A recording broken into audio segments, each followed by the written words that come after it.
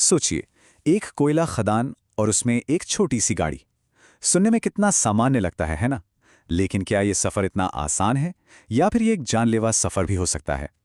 आज हम इसी एसओपी यानी स्टैंडर्ड ऑपरेटिंग प्रोसीजर को आसान भाषा में समझेंगे। देखते हैं कि ये सिर्फ कुछ कागज़ के नियम हैं या असल में जान बचाने की एक गाइड। तो सबसे पहले इसी सवाल का जवाब ढूंढते हैं। आखिर एक कोयला खदान में गाड़ी चलाना इतना इतना ज्यादा खतरनाक क्यों है? ऐसा क्या है वहां जो शहर की सड़कों पर नहीं है? जवाब जवाब बहुत सीधा है, लेकिन चौंकाने वाला भी। पता है क्यों? क्योंकि उस जगह पर आपकी गाड़ी वहां मौजूद सब चीजों में से सबसे छोटी चीज है। बिल्कुल सबसे छोटी। वहां तो बड़े बड़े विशालकाय डंपरों और मशीनों का राज चलता है, और उनके ऑपरेटर को हो सकता है आपकी गाड़ी नजर तक ना आए। ठीक है, तो इस दुनिया को थोड़ा और गहराई से समझते हैं। देखिए, एक खदान ये कोई सामान्य सड़क या हाईवे नहीं है। ये एक अलग ही दुनिया है। इसके अपने अलग नियम हैं, अलग कानून हैं, और यहां पर जिंदा रहने के लिए इन नियमों को मानना वो कोई विकल्प नहीं, जरूरत है। और बस यहीं पर एंट्री होती है एसओपी की, मतलब स्टैंडर्ड ऑपरेटिंग प्रोसीजर। अब इसको सिर्फ एक उबाऊ रूल बुक मत समझिएगा।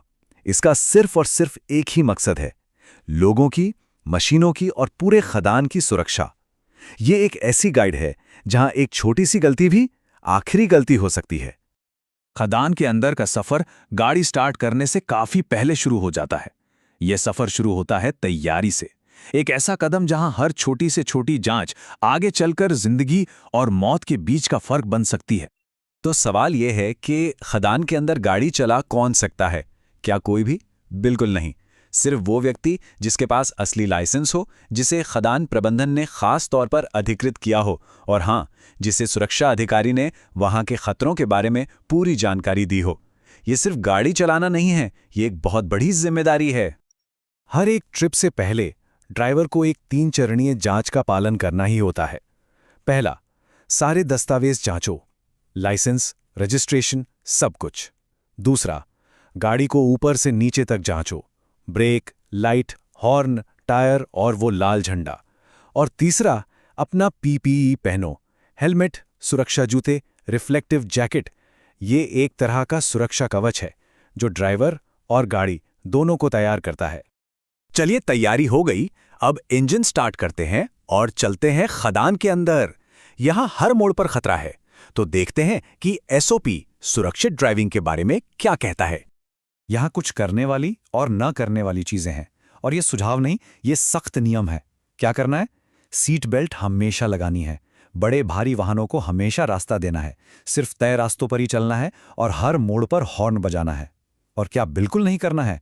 मोबाइल फोन या हेडफोन का इस्तेमाल, किसी भी तरह का नशा, और सबसे जरूरी, भारी गाड़ियों को ओवरटेक करने की कोशिश कभी नहीं। इन नियमों को तोड़ना मतलब सीधे सीधे खतरे को बुलावा देना है। सारे नियमों में से अगर एक सबसे सबसे जरूरी नियम है तो वो ये है, हमेशा हमेशा भारी गाड़ियों को यानी एचईएमएम को रास्ता दो। क्यों? क्योंकि इस दुनिया में आकार मायने रखता है, और आपकी गाड़ी सबसे छोटी है। तो ठीक है, रास्ता दें, पर कितनी दूरी बनाए रखें?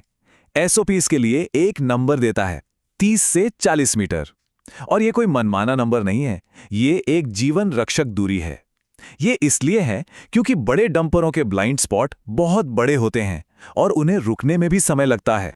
इसको ऐसे सोचिए, एक विशाल डंपर का ऑपरेटर जो इतनी ऊंचाई पर बैठा है, उसको अपने बिल्कुल पास खड़ी एक छोटी कार दिखाई ही नहीं देगी।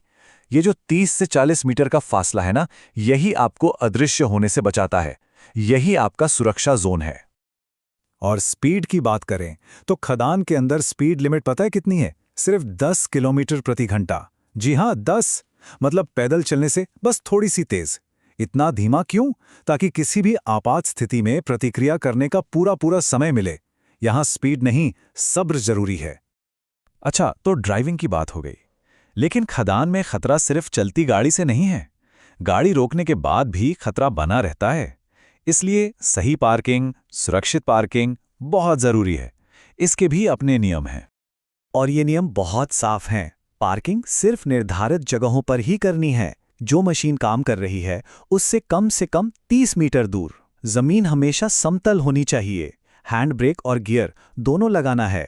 और हाँ, टायरों के नीचे व्हील चॉक्स यानी गुटका लगाना अनिवार्य है ताकि गाड़ी बिल्कुल ना हिले। अभी तक हमने ड्राइवर के बारे में बात की, लेकिन सुरक्षा सिर्फ ड्राइवर की जिम्मेदारी नहीं होती। ये एक टीम का काम है, एक पूरा सिस्टम है जहां हर किसी की अपनी एक अहम भूमिका है। तो ये जिम्मेदारी किस में बंटी है? देखिए, जो गाड़ी का मालिक है उसकी ड्यूटी है गाड़ी को ठीक ठाक रखना और ड्राइवर को प्रशिक्षित करना, और जो खदान प्रबंधन है उनका काम है ड्राइवरों को अधिकृत करना, सुरक्षा कार्यक्रम चलाना और रास्तों को आने जाने लायक रखना। ये एक सुरक्षा श्रृंखला है और इसकी हर कड़ी का मजबूत होना जरूरी है। और इसी टीम वर्क का एक छोटा सा लेकिन बहुत जरूरी हिस्सा है ये, एक ऊंचा लाल झंडा। देखने में मामूली लगेगा पर इसका काम बहुत बड़ा है। ये ऊंचे डंपर के ऑपरेटर को दूर से ही बता देता है कि नीचे एक छोटी गाड़ी भी है। यहाँ का सीधा सा नियम है, जो दिखेगा वही बचेगा। तो आखिर में हम वापस उसी सवाल पर आते हैं जहां से शुरू किया था। ये एसओपी, ये नियम, ये जांच, ये सब क्या है? सिर्फ एक रूल बुक जिसे मानना है, या फिर इसका असली मकसद कुछ और है? शायद इसका असली मकसद है सुरक्षा को एक आदत बना देना, एक ऐसी आदत जो हर पल, हर फैसले में आपके साथ रहे। क्योंकि असली सुरक्षा शायद नियमों की किताब में नहीं, उनको अपनाने की आदत में ही है।